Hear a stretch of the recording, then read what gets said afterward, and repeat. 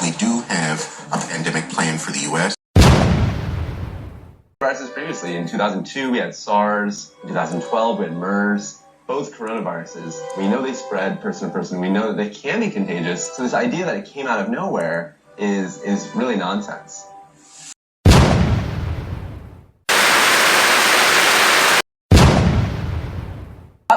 What little we know about this coronavirus so far is that it appears to be spread most often from droplets, say sneezing and coughing.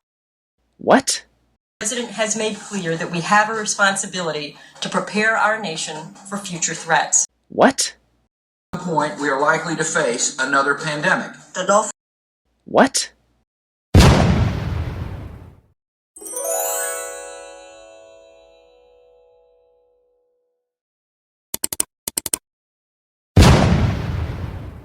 Is a threat to the entire world. And likely will come a time in which we have both an airborne disease that is deadly. What? The truth is, a major pandemic in the early part of this century was likely.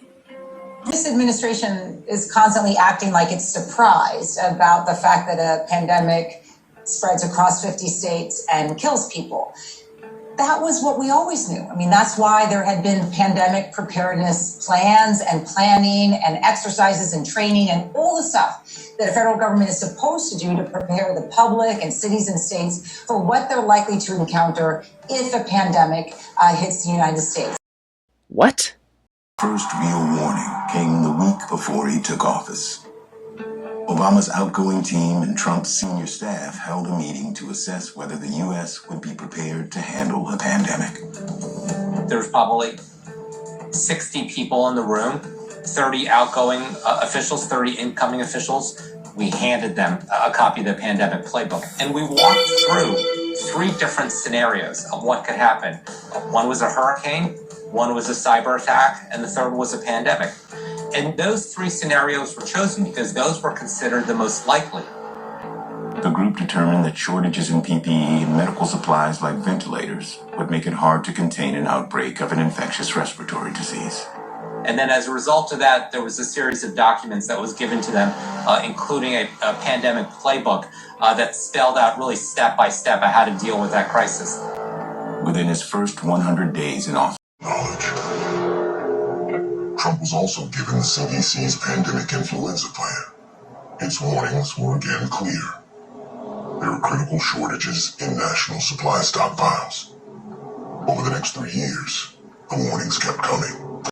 The sad part, Trump knew this. Obama warned him before he left office in 2016. Because Trump is a narcissistic and he's a racist, he totally missed the mark. That almost killed 6 million people in America. But the White House did nothing. If you look back at American history, it is close to impossible to find an example of a president who so disdained expert opinion and good advice.